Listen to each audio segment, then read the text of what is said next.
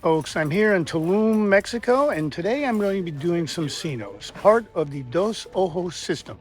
Let's check it out. Dos Ojos is one of the most famous and largest cenote systems in Mexico. Dos Ojos means two eyes and is part of a flooded cave system located north of Tulum along Mexico's Caribbean coast in Quintana Roo. The name comes from two neighboring sinkholes connected by an underwater corridor stretching about 1,400 feet. Natural light floods this cenote, providing unbelievable underwater visuals. There are the east and west eyes. The east eye is where most divers start, with its large entry platform. You suit up near the staging tables up top and then carry your gear down stone stairs to the cenote entrance. The stairs can be slippery, so caution is advised. Once there, you enter via ladders on the platform. No gloves, knives, cutting tools, or snorkels allowed. Neither is bug repellent or sunscreen unless it's 100% biodegradable. Touching roots, stalactites, or stalagmites is prohibited. I was on a private tour. Walter, my lead, is a highly experienced cave diving instructor trainer with 20 plus years of experience. He has some awesome stories of mammoth bones and deep caves, some to the depths over 200 feet.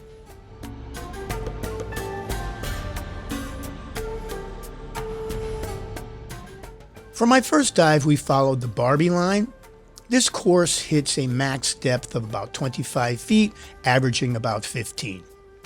Buoyancy control at such shallow depths is super important, navigating frequent changes so not to damage the structures. Dos Ojos is a small part of the Sac Actun system, meaning White Cave. After the discovery of a connection to Dos Ojos in 2018, Sac Actun became one of the longest known underwater cave systems in the world, with total length of 240 miles. It is what is called a karst landform, sinkholes, cave, underwater rivers created due to soluble rock bed, like limestone or gypsum, that is carved out due to the flow of water.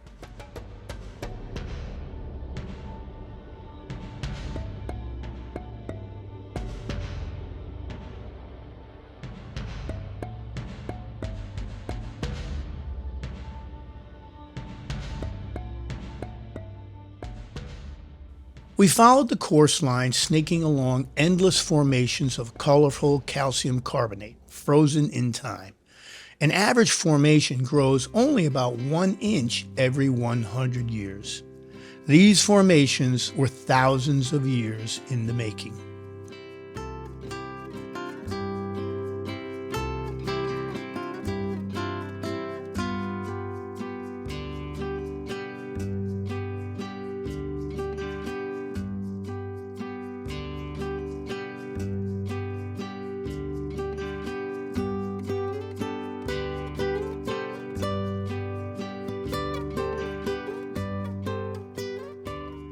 Dos Ojos, like most cenotes, have two distinct areas, those that have ambient light from above and those cavern areas that don't.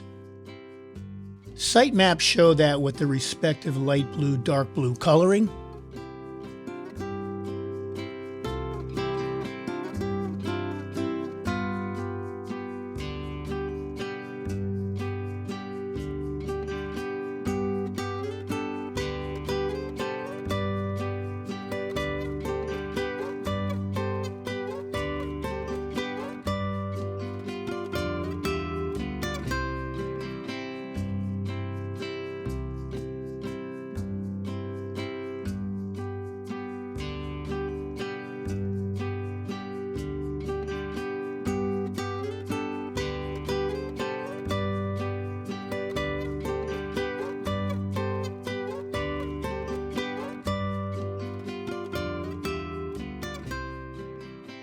In this broken stalactite, you can see the rings showing the years and years of growth.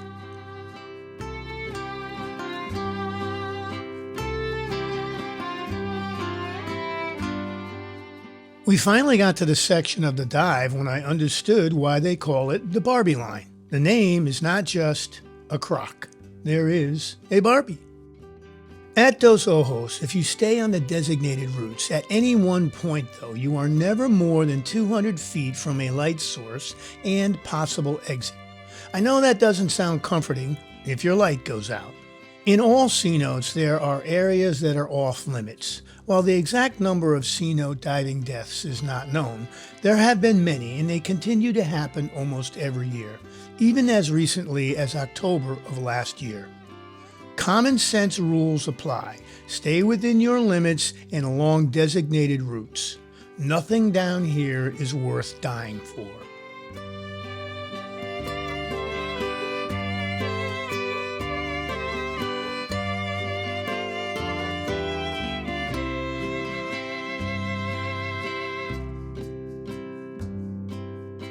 Every now and then I like to turn my lights off and experience the sheer darkness or catch a glimpse of a distant shard of light.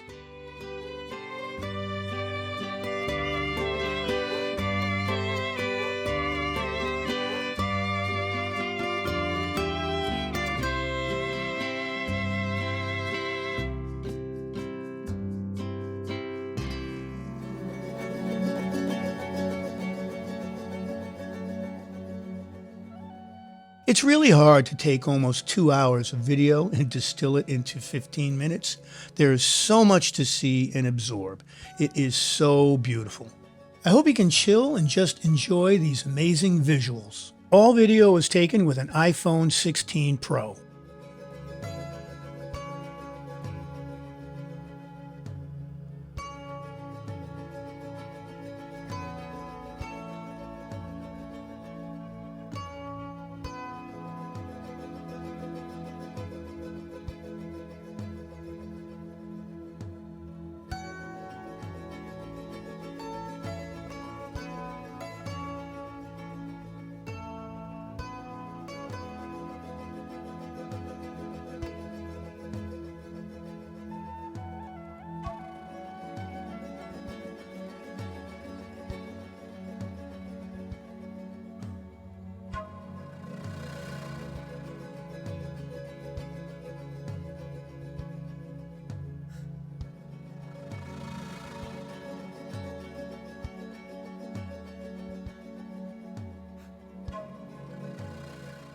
Once back in the East Eye, we did our surface interval, snacked, and prepared for our second dive.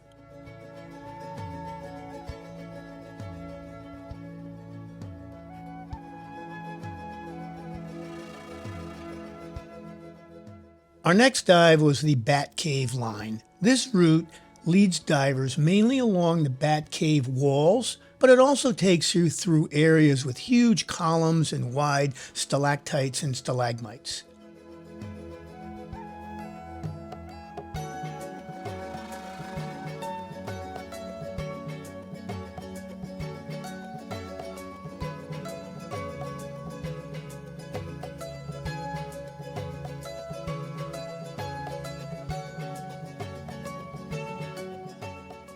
As we passed by the West Eye, we surfaced to take a peek.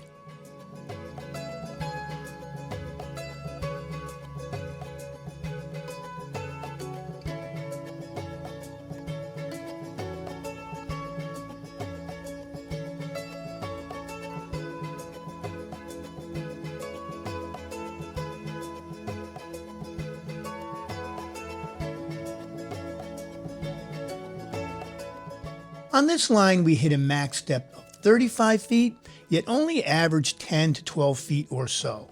We had several sections where we barely were under the water. You can see the reflection of the stalagmites on the surface of the water.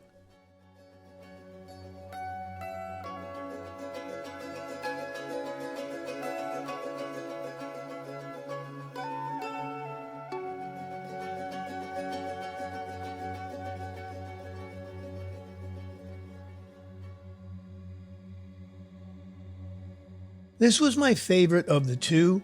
The formations were larger and more impressive. On this column, you can see where the stalactite and the stalagmite finally joined.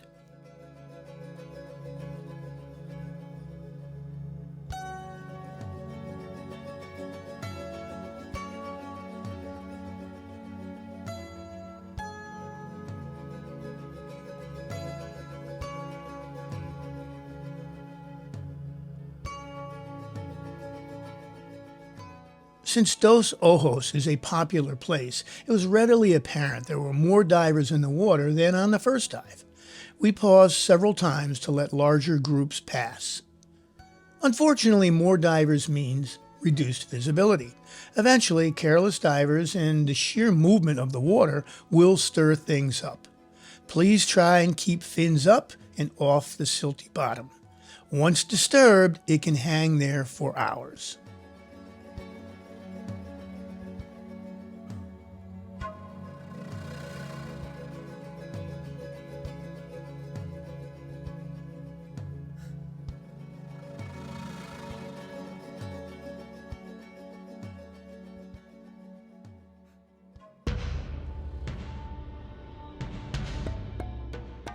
We then paused and surfaced in the Bat Cave.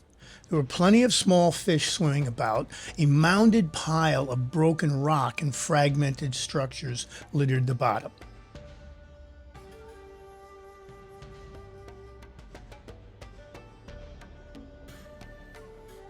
You can see the bats flying about and the hole in the cavern ceilings where the bats enter and exit.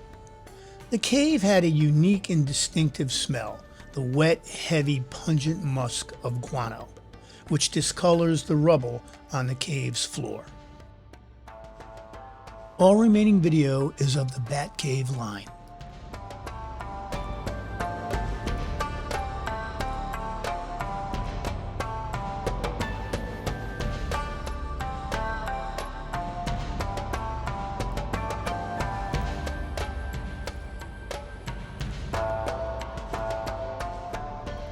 Things to know before you go. Dos Ojos does have an entry fee, roughly $20 if just swimming. That can go up if you're diving. Cash only, so bring pesos.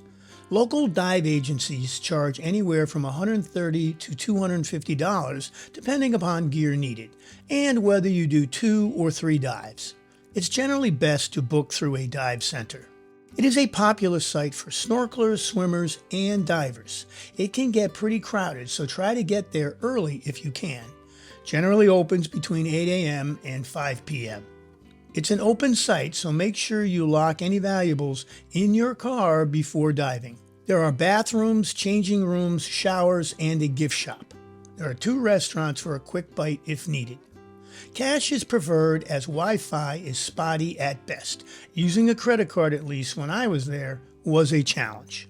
The dive site is 45 plus minutes from Playa del Carmen, about 30 miles south, and 13 miles north of Tulum, so plan your day accordingly if you are not staying closer. The dive site is roughly a half mile on a really bumpy road from the park entrance. Most cenotes are privately owned, each with different rules. Some cenotes allow cameras, some do not. I've seen and heard reports firsthand of cenotes Chacmul and Kukulkan, as well as Dos Ojos, saying you can't bring in a camera due to the site having its own photographer. Check with each cenote before diving. Some also like to charge if you have a larger camera rig like mine. Water temperature normally averages around 75 degrees Fahrenheit. Many dive with a drive suit, but for me, a 5 mil was all I needed. Cenotes also have a rating system from 1 to 5 in difficulty and require proof of certain levels of certification and experience to dive the more difficult 4 and 5 rated systems. Dos Ojos Bat Cave is considered level 2 and Barbie Line is considered level 1. If you are claustrophobic or have challenges in tight places, consider your options. The Dos Ojos cenote diving experience is a breathtaking adventure that should be on everyone's bucket list, whether you've done cenotes or not. It is worth the trip, but plan ahead. I hope you enjoyed this little travel video. Stay tuned for my next video on Level 3 cenote Takbiha, not far from Dos Ojos. To me, it's even more spectacular than Dos Ojos.